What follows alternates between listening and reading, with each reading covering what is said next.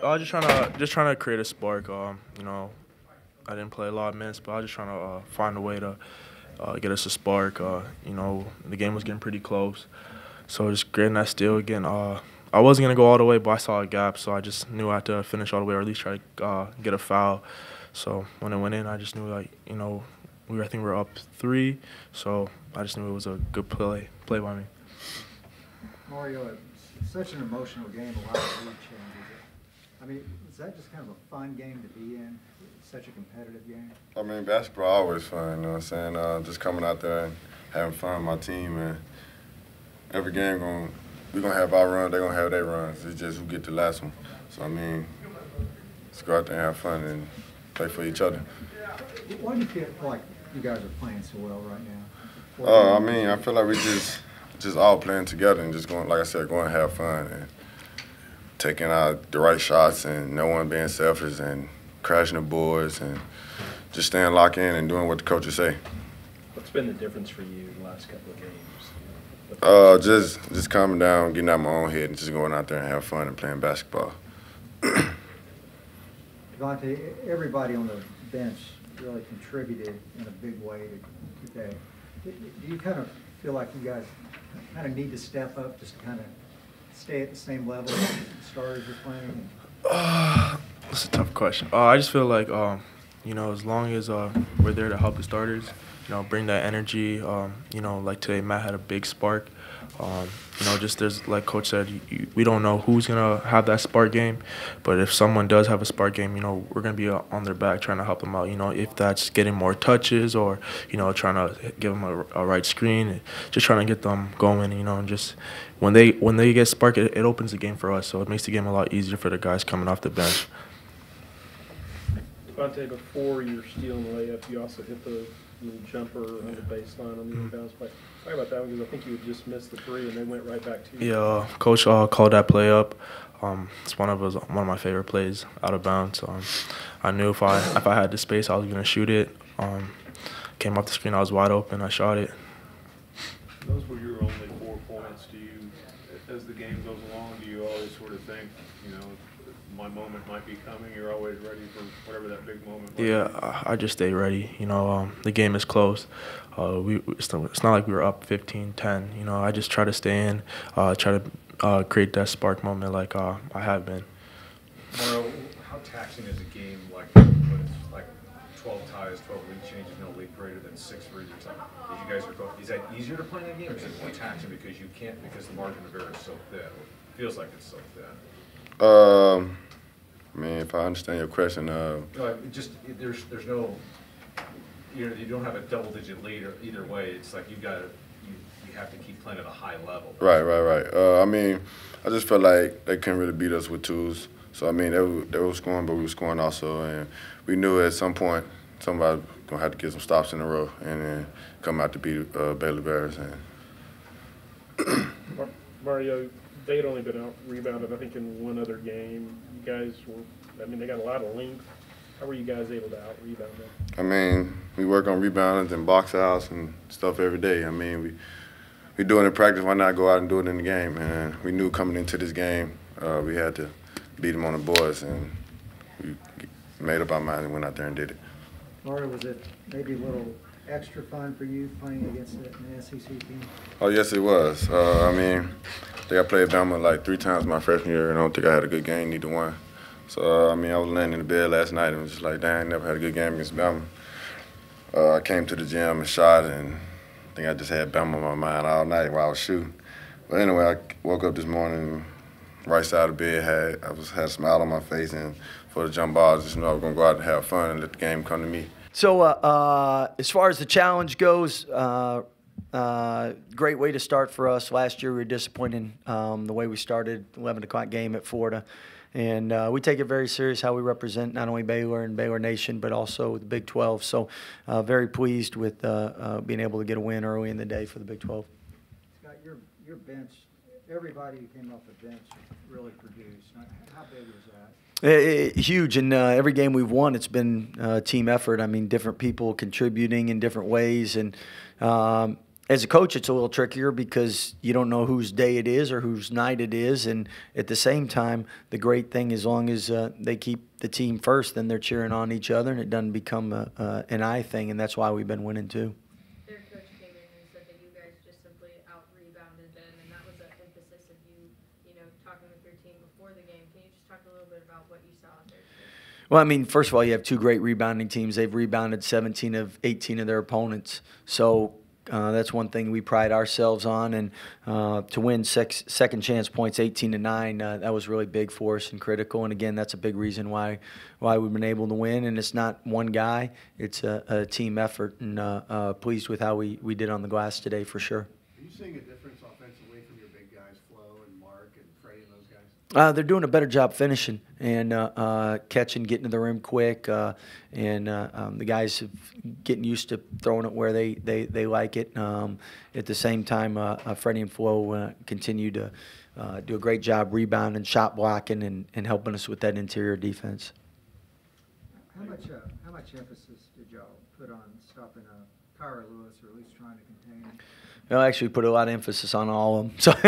So Petty was a big one from the standpoint. He's coming off 30 points. Coming into the game, I think he was 18 for 46 from three, or 18 shooting 46% from three, 18 for 38 or something from three in conference. So we did a great job with him. Didn't do as good a job with Norris, but you take out Norris, and we really guarded the three-point line well. Scott, what do you think as far as why this team has been so good at second chance points? Have just been a good offensive rebounding? Is it just a matter of things that guys have picked up on during film sessions, or just relentless work? I think a lot of it's everyone has different strengths as a player, and we have a lot of toughness. And then credit the guys for putting out the effort and buying into that and executing that. So.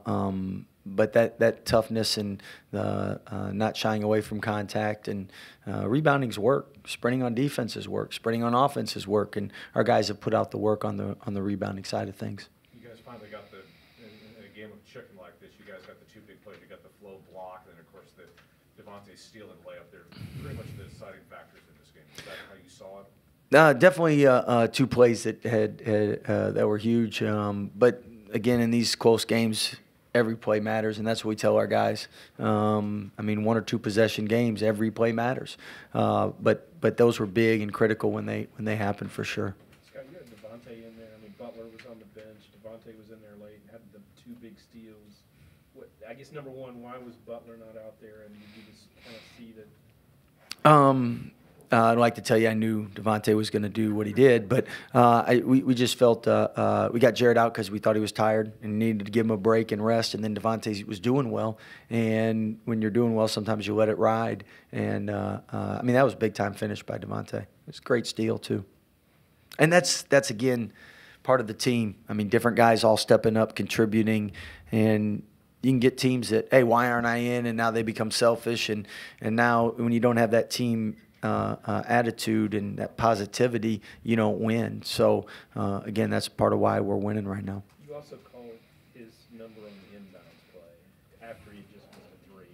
But he said that's like one of his favorite plays. Mm-hmm. We don't have to tell everybody that, but yeah. So I mean, one thing about Devonte is he's a really good shooter and he doesn't miss.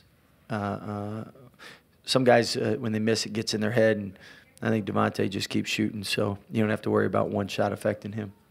Can you talk about your defense? I mean, obviously, you know, if Makai's sitting out, you know, you guys are always clicking on offense with a lot of new guys on the team playing with each other. Is it exceeding your expectations where you thought you all may be right now in the season? Well, I mean, I see the predictions like everybody else, and I saw the Big 12 predictions, and based on how many new players, having only 3 returning lettermen, which was the fewest in the Power 5, you understand why you were predicted and picked where you're at. But that's why you play the game, too, because who's ever predicted to win or should win doesn't always win. And you can't measure someone's heart. You can't measure how people are going to play for each other and how much they're going to care and how they're going to work and how they're going to develop during the year, and who's going to be able to go to class and get rest and focus on winning, and who's going to enjoy the social life of college. So it's kind of like the NBA. They try to decide who they can pay money to and not have them worry about getting out of shape and enjoying the money rather than staying on the grind and then getting better. Scott, this offense appears to be so much more efficient now since the calendar flipped to January. If so, what have you seen that, Scott? Because you guys have been fewer low turnover numbers, pretty high assists. What have you seen? Well, I mean, first thing, we learned each other's names. Then we got used to playing with each other. And then now I think everyone's really been unselfish and really trying to hit the open guy and make the extra pass, and that's been contagious. And we've had a lot of games of 15 to 20 plus assists, and that's something that's and our bigs have really passed well as well. Scott, you made 2 straight tough Monday turnarounds on the road. Will that help maybe a little coming into the OU game? After the second one, I told you the same. I'll tell you the same on the third. I'll let you know after Monday. But definitely coaches like routines. They like familiarity. Big thing is players got to do what they did to help prepare them for West Virginia. So, I mean, if they're not off their feet and eating right and resting, then we'll be in trouble on Monday. Have you seen much of OU yet? Or, No, but the good thing about 11 o'clock game, you get to see more tonight. So I'll get to go to work on OU.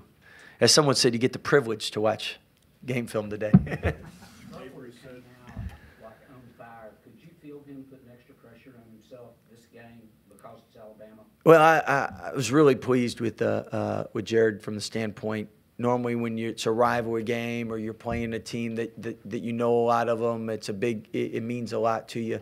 Normally, players try to push and they try to do too much and they don't let the game come to them. And we actually talked to Jared about that, and he said, "No, I'm going to be relaxed, let the game come to me, and not try to do too much." And that's exactly what he did. He took open shots, he made them. Was tremendous from the floor, 5 assists, 1 turnover, and really happy in how he played. Speaking about players that aren't afraid to take shots about Devonte, Matthew Meyer seems to have settled a little bit and makes that extra pass like you were talking about. What do you see from him today? It seemed like he was electric. I thought his most complete game as far as letting the game come to him, yet still taking shots and being productive on the offensive end. And where I think the most advancement from Matt's game has come from the defensive end. He's done a lot better defensively, and he's really tried to work on that. And he had 3 assists, 1 turnover, and he's really a good passer. So the offense is something people see easier than defense, and we've been really pleased with his defensive effort too. Having not seen film, all that aside, having not seen film, all that aside, just how does this game and what it meant help you boost into your next game? Definitely coming off a win is better than coming off a loss. So you like that confidence, you like that excitement, you like that mojo. So I think every coach would always rather go into the next game coming off a win. That's for sure, and hopefully it does for us. Avery said Makai reminds him a little bit of a baby John Stockton. He had a pretty big second half. How have you seen him kind of coming along? Well, Makai is somebody that, again, we did our due diligence with. We saw him score 31 in bounces from the tournament, but more importantly, we saw a lot of his games leading up to that, and we're like, he's really good.